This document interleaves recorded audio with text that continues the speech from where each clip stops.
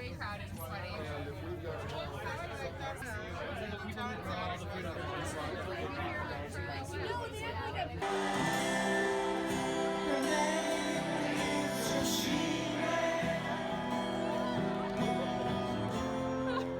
She's a black man in karate.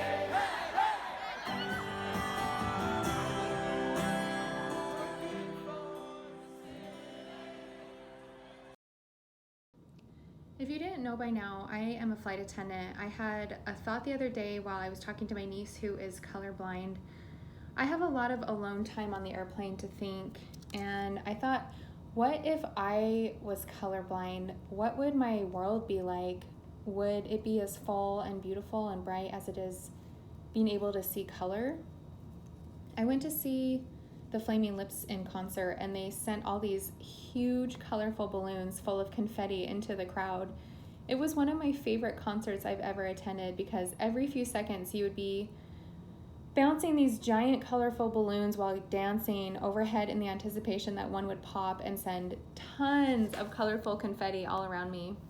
I also attended a festival of colors last weekend, also known as Holi Festival, where complete strangers throw colorful powder of every color at each other until you're completely just covered from head to toe with different colors while enjoying music and dancing. I was covered, and I mean, I was even wearing a hat, and I covered up really well, but I was covered in every color. I had it in my ears, up my nose, my hair got dyed pink and blue, and being an individual who loves to cook, I find a lot of joy and satisfaction using bright, colorful ingredients, fresh vegetables and fruit. I guess you could call this a celebration of color.